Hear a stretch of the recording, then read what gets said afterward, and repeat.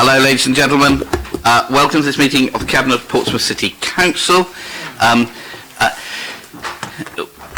There are no fire alarms planned, so if there is a fire alarm, it's real. Please meet by Queen Victoria. We have two members of the public. So this is being live streamed, and we know we have one person watching from over the other side. So Scott, hello.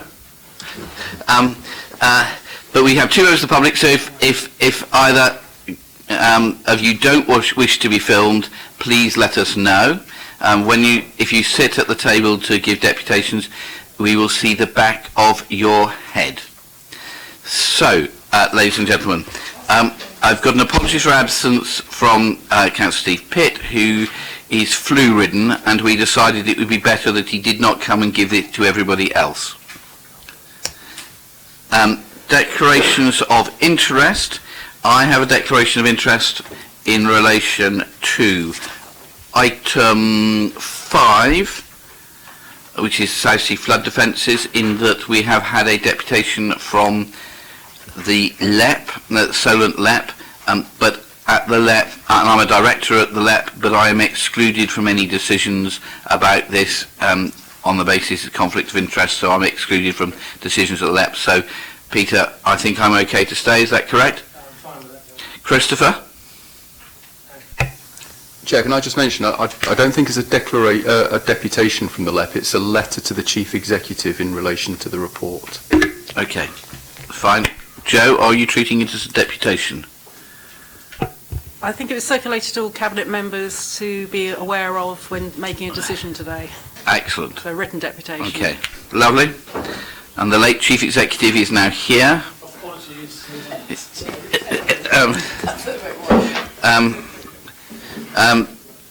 And I'm sure will give us advice on this, Mr. Chief Executive. No, okay, we'll pass on that then. Folks, okay, so that's declaration of interest. Records of previous decisions.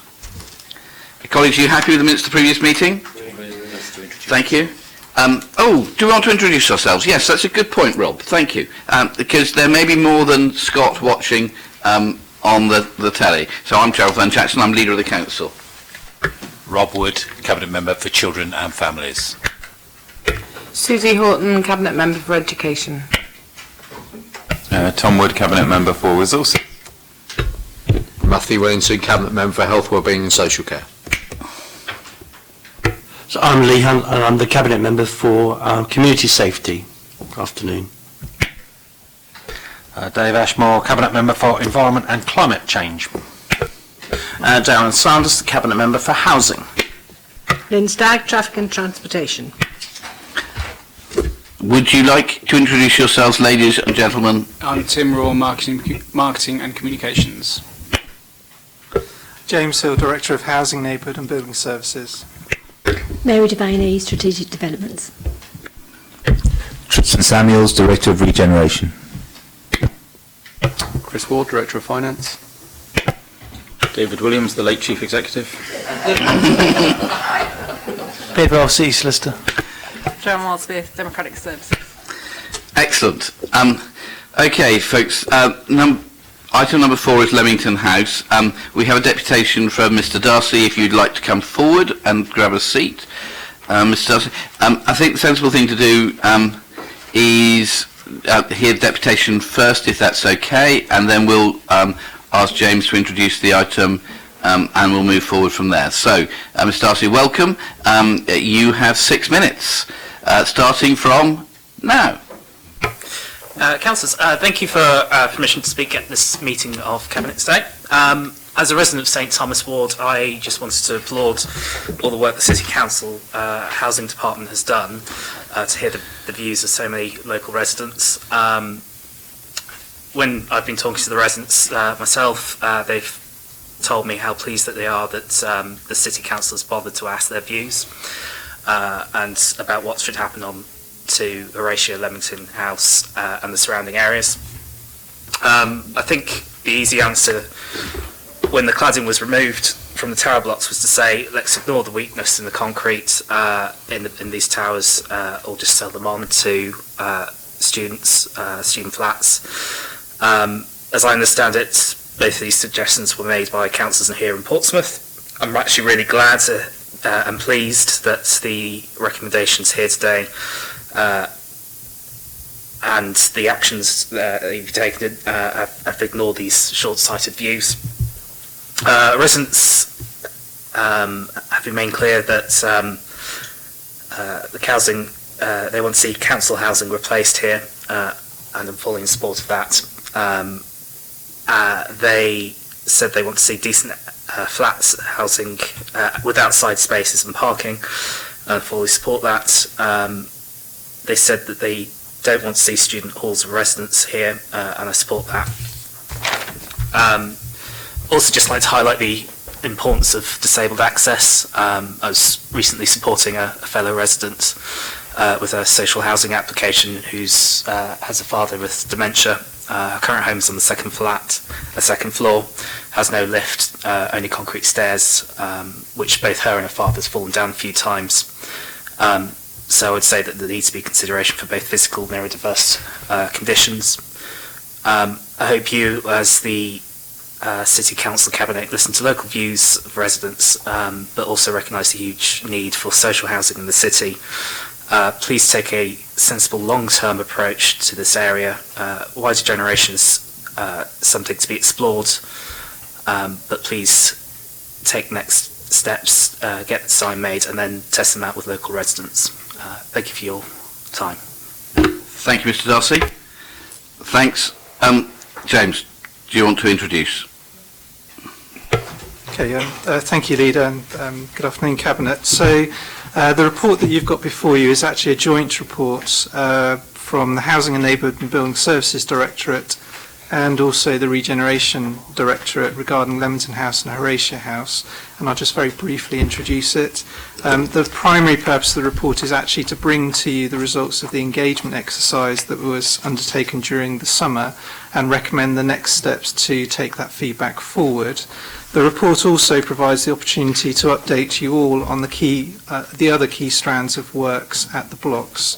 So in the background sections, 4.1, you've got an update on the decommissioning and securing of the blocks, and the key message there is the blocks are empty and fully secured now. In section 4.2, we've updated you on the options appraisal for the demolition of the blocks, and Ridge are continuing to work on the options appraisal and feasibility for the demolition, and that work is expected back in December of this year, and will provide you then with the demolition method, timescales and costs associated with that work. The main body of the report, though, is in section 5, and that's titled Resident Engagement. And the report provides you with the results of all of that engagement exercise with the local community and also the wider community. The engagement exercise was undertaken by officers during June and July, and then the collation occurred through August. And we used very open questions to seek views on how to re-provide housing when the two towers are brought down, and also thoughts on wider area improvements. You have got access as a hard copy to the full engagement report, so every single piece of feedback and how that was collated is before you, and that goes into all of the detail. It also groups the feedback into categories of responder as well, so you can specifically look at what the immediate community said, what businesses and residents within 500 metres of the block said, etc., etc. In section 5.5 of the Cabinet report, we just summarise some of that feedback for you. So there are 7 key themes that emerge consistently, and all of that feedback has been communicated back to the responders, and section 6 in the report gives you some indication of the process that we've used to do that. If I may, Leader, it just is an opportunity for me just to publicly thank all of the officers that were involved in that exercise, but also specifically Mary Devaney, who's with me, and Tim Raw. Both of them work in the Regeneration Directorate and did the lion's share of the work in engaging the community, and actually I think the results speak for themselves in terms of the breadth of response that we received. It's a really good piece of work. So just turning to the recommendation in section 2 and specifically 2.1.5, the recommendation is to take those results to form the brief for architects to move into a master planning phase. So in other words, the design for the replacement of the towers, the exploration of those wider area improvements, and that work will take into consideration all of the feedback received to date. It would also provide opportunities for the community to remain fully involved and engaged in that master planning work.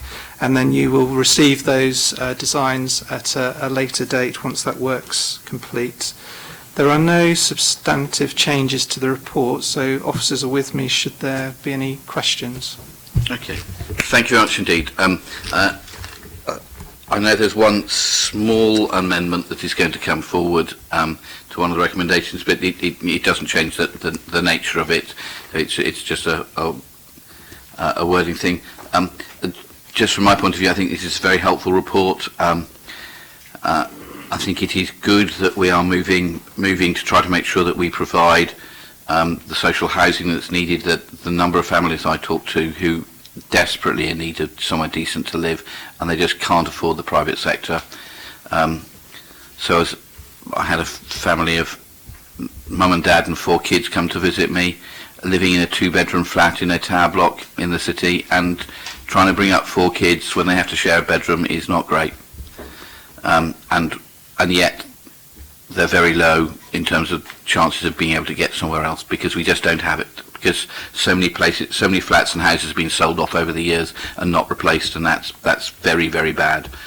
I'm really pleased that we're looking at social housing here. I'm sure will be a mix, but I think there was great fear from the local community that this would just become another area of student housing, and I'm pleased that we're saying that's not what's going to happen.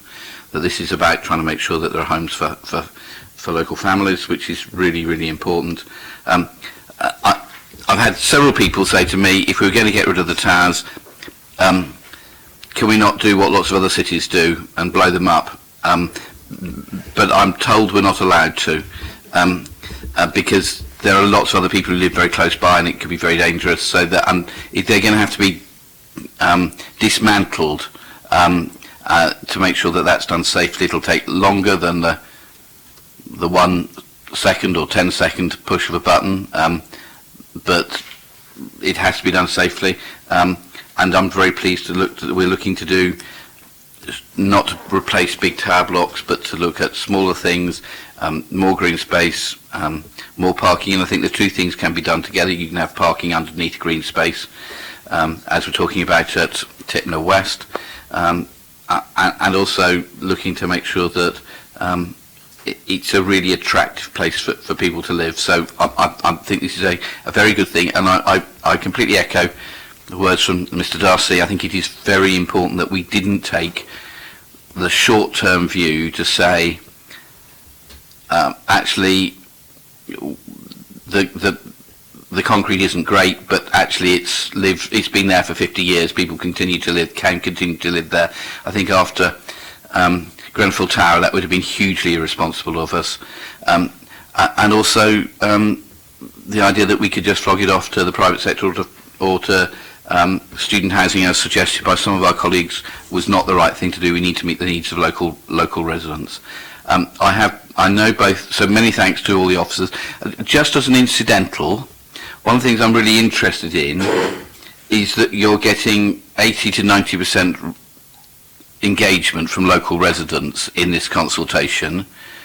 In other consultations we run in different parts of the council, we get disappointed because we only get 15%. And maybe there is some learning that can be done within the council about how to do consultations to get 80 or 90% engagement with, and that's something I'm sure David, the Chief Executive, you might be able to take up to be able to pass learning around from different bits of the council. So I'm first of all going to go to Darren as the portfolio holder, because I know you've got an amendment, and then to Rob. Thank you, Gerald, and I would echo many of your comments. As someone whose immediate family lives in Somerstown and who first moved to the area in 1984, I know that many residents there are just fed up with people doing things to them rather than involving them in their future. I don't think any of us wanted to be in this position, but I'm delighted that we're able to take forward things in a way that does just that. And not in sense of people going through hundreds of meetings and seeing PowerPoints and just getting bored and then leaving, but in terms of real and active engagement. And Gerald, you're right, this is only the start of the process, this is not the end. And I'm delighted that we're actually going to include what people have said as part of the feedback, because this is a long-term exercise. And I want people to come to this area. People who live there know this is a great area, but many other people in the city don't. I think this is a real chance to help shape the city's needs whilst including the views of the people who matter, the people who live locally. And I would echo your comments about the excellence of this community engagement exercise. I have one minor amendment, which I think reading through the report actually reflects what local people want, which is go to page 2 of the Cabinet report, which is recommendation 5 italics 7, which says re-providing the social housing lost when the tower blocks go. I think reading the report we can be a bit more ambitious than that, and I think we can say we should, my amendment will be to change that sentence to say re-provide at least the amount of social housing lost when the tower blocks go. We don't know if we can do that in future, but I think it's important that we tell everyone, just as we're telling housing associations, that actually what needs to happen are homes people can really afford, ideally at social rents as often as possible. And if that means we wind up re-providing only what we've lost, that's fine. But I want us to send out a signal that actually we want to try and provide homes that people can afford. I don't think that upsets the balance of what we're doing going forwards, but I think it does reflect what people want. But the work so far has been excellent, and I'm delighted that we're not going down the route of actually ruining the lives of people who are within 50 metres of this place, which we would do if we were knocking them down with a plunger, but we're actually going to deconstruct them, and that is the safe and sensible way forwards. But I'm delighted with this report. I echo Mr Darcy's comments, and I'm delighted that people in Somers Town are actually being involved rather than have people who never live there doing things to them. Thank you, Gerald. Thanks. Rob Wood, as one of the local ward councillors. Can I just say, as one of the ward councillors, could have been a bit of a disaster with what happened in our ward.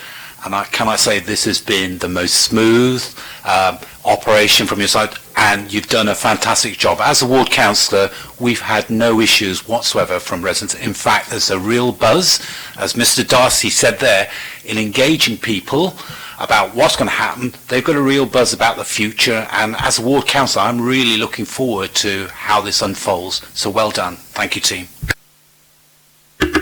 Mr Tom Wood, also ward councillor. Just very much what Rob said, to echo the work that you did on the consultation was absolutely fantastic. Getting that level of response to open questions, and then the way that it was distilled down into something that can be most useful, it was a really outstanding piece of work that was really helpful. Thank you. Okay, colleagues, are you happy with the recommendations as amended by Councillor Darren Sanders? Colleagues, are you happy with that? Thank you very much indeed. Okay, moving on to the next issue, flood defences in Southsea. David. Thank you. I think, first of all, what I will do is I'll just very briefly address the representation that's been received from the LEP. Chris will then address the issues around the request to Cabinet and hopefully on to full Council for a draw on the Council's capital programme that will enable the full business case to be submitted to the Environment Agency. The response from the LEP, I have to say I'm very disappointed with it and its tone, but I do accept that some of the constraints are from central government. They're not from the LEP themselves. I think just to put it into context, this is something that we've been engaged with the LEP on since at least 2015, and both the Council and I think the Environment Agency have been expecting funding support to be secured from from the LEP. And the only reason there's any reference to the LEP in the report is because we haven't secured that funding, does lead to the need now to make the request through yourselves and on to Council. Because the Environment Agency and the Treasury will not entertain the full business case unless the source of the funding can be guaranteed. So we end up in this ludicrous circular situation where the LEP are also saying that they won't provide any funding unless all the other funding can be guaranteed. Having said all that, we have made progress with the LEP. Since 2015, we've made progress in terms of the removal now of the requirement from the LEP for a 30% local contribution to the scheme. You can imagine the scale of 30% of a circa £120 million programme was quite an ambitious expectation.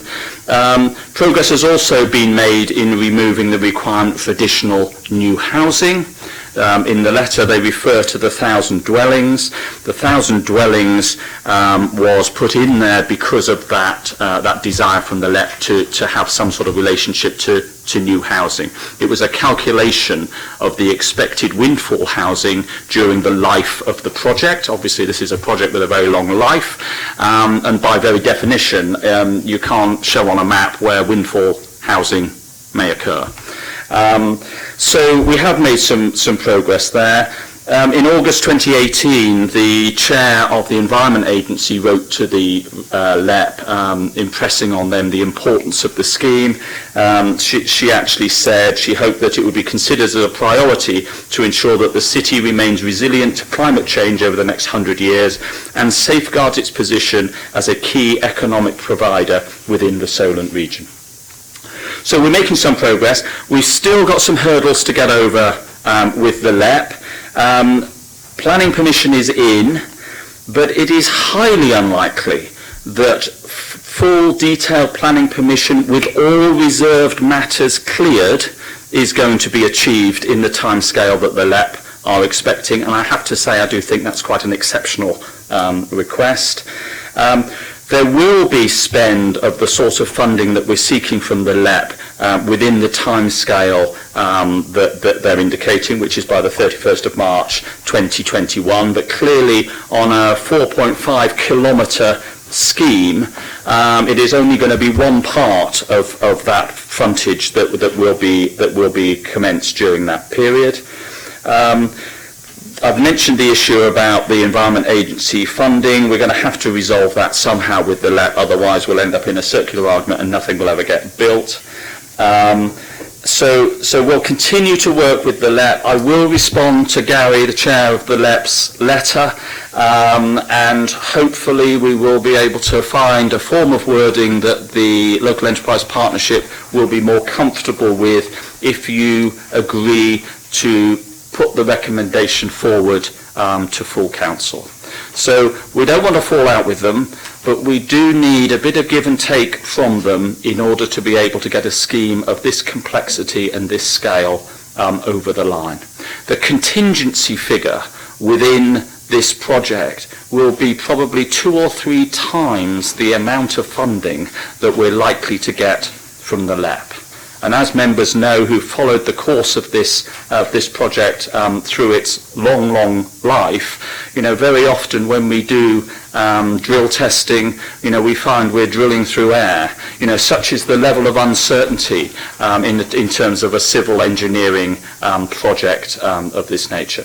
But we've got huge support from the Environment Agency for it. The full business case is now ready to go in, and I am very hopeful that we will get the support of the LEP to make a meaningful contribution to the securing of the safety of all of those properties and the businesses within that area, and also the significance of that to the future of the economy of the city and the region.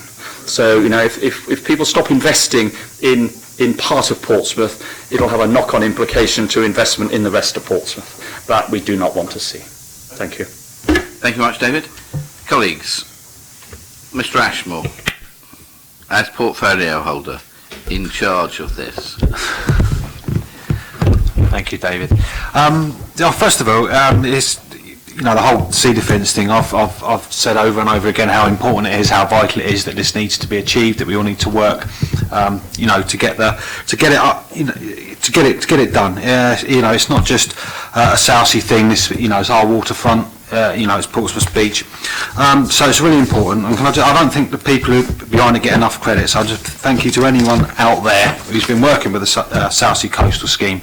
It's a really tough thing, as we've just discovered what David's been telling us with the LEP and trying to find funding for this and making sure everything's all secure. But, through it all, you've managed to have consultations with people and go along with people on the actual scheme itself. But thank you for coming in, David, and explaining to us, some of the constraints on it, which is why we've got this letter from that LEP before us. But yes, it is something that we need to do. It is something that's important, and as you say, it's a knock-on effect. It's Southsea Seafront's one of our USPs for Portsmouth. So we are really dedicated to doing this. So excellent.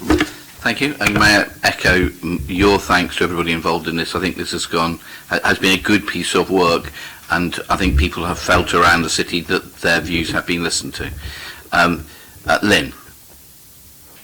When I read the letter last night, my first reaction was, let Portsmouth sink. That seems to be the message coming across from the LEP, which is incredibly sad. One of my sons sent me a link a while ago to an interactive world map which you could change sea level, and the note that he sent with it was, if sea level rises, Mother Stag, by 1.5 metres, you'll be the proud owner of a waterside property. But I don't think I really want that, not living in Copner anyway. We want to release land to build more houses and businesses, etc. But it's pointless unless we've got the sea defences there. It'll be underwater anyway. So it's pointless putting the houses and the businesses there. So it seems to me a short-term thinking. It's a catch-22 situation. We need the money to close the gap, to build the defences, for the rest of it to happen. But they're saying, well, because you can't guarantee this, that, and the other, we're not going to give it to you. To me, it's mad. That's all I have to say. Okay, Matthew. Thank you. And as a seafront council, I've got obviously the best 3 miles of seafront we have in the city. A ward councillor which takes in the eastern extremity of the sea defence project. Obviously, I echo the thanks to everyone who's been involved in the sea defence's work. And like Lynn, expressed and David has mentioned, my grave disappointment over this letter from the LEP. And I thank you, David, for clearing up some of the where they claim are factual inaccuracies, which I was looking through it and I couldn't see anything that I would consider to be factually inaccurate in our reports in front of us. I think it was a letter that struck me as one of saying why we can't help you with your funding, and putting barriers in the way rather than looking forwards. I think particularly the one that got me was around the historic England that we have to do around that, about our ground conditions, things that we absolutely have to do because we have a extraordinarily historic and significant seafront in Southsea. And we have to adhere by requirements from the government in the place, or Quango in the place of Historic England, which is obviously government funded, and I think it's once again a situation, as again the Chief Executive has mentioned, about government requirements from the Treasury that they're using to go against other government requirements from other parts of government, because we've been here before where government doesn't talk to each other, and that is something that we then end up, if we don't have somewhere like the LEP working with local governments and instead take the side of national government, this is where we end up, and we end up in a complete mess, because we're coming from two completely different situations. And of course we've got the Environment Agency, who's completely in favour of everything we're doing and thinks it's absolutely wonderful. So I absolutely support the recommendation. I'm sorry it's had to come to this point in the recommendation, the fact we haven't managed to yet secure funding from the Salient LEP. But I do hope that they will look on this far more positively, that these sea defences are for the economic future of this city. And after all, they're a local enterprise partnership. They're a partnership between councils and businesses, and surely that is what should be at the very paramount of what everything they do is the economic well-being of our communities. And I think that what we are doing in this report does that. Brilliant. Darren. Sorry, Joe, Matt has just covered what I wanted to say. Okay, colleagues, are we happy with this report? I think we send this on to full council, is that correct? Okay, ladies and gentlemen, are you happy to send this on to full council? Thank you very much indeed. Item 6, Revenue Budget Monitoring 1920 Quarter 1. Chris, we're sending this on to full council as well, is that correct? No. It doesn't go to full council, only here. Why is that? Because this is the overall position on the administration's budget. Fine, I do what I'm told. Fine. Chris, do you want to just walk us through this then? Yeah. You are right, though, in fact, that previously these reports did go on to council, but it was there's no decision-making ability for council over them, so they now reside at cabinet. Okay. I think we might need to go and look at that again, because I'd want to know how particularly opposition parties would have an ability to input into this. So anyway, let's come back to that then. Okay. Okay, so this is the position of the council's current year's budget as at the end of quarter 1. So it's a little bit back in time. At the end of quarter 1, our forecast was that in overall terms, the council's financial position against its budget for the current year would be £2.5 million overspent by the time we reach the end of the year. We have similar key challenges from previous periods, but obviously to a lesser extent this year than in previous years. So children's services, we have a forecast overspend of around about £1.5 million, and in adult social care, we have a forecast overspend of £2.5 million. It's probably important to say that, at least in relation to children's services, their forecast spend for this year is in overall terms is actually less than last year. So progress is being made in children's services at an overall level. Those two forecast overspends, obviously, they between them amount to £4 million on their own, and they're offset by a couple of areas where we have either a release from, or a potential release from contingency, because we always anticipated that there would be challenges with adults and children's social care in delivering their overall recovery plans. So there's some set aside in the council's contingency for this exact reason, and that amounts to 1.8 million, so that offsets the overall position. And on top of that, there's around about £300,000 worth of additional income from the council's property investment portfolio that again is mitigating the overall position. I think what's equally important is if we look forward and we say, what does this mean for the council's future financial planning? At the time that this report was prepared, and obviously I said it only takes us up to quarter 1, at that point in time we hadn't had the spending review announcement. So the spending review announcement happened around about a month ago. And within that announcement there is additional funding, but it's only announced for 1 year at this stage, but there's additional funding for both adults and children's social care. So the conclusions in this report mention that should the council seek to take advantage of the flexibility that's also been announced to increase the council tax by a further 2% and passport that funding onto adult social care, then the position for adult social care in future years ought to be stabilised.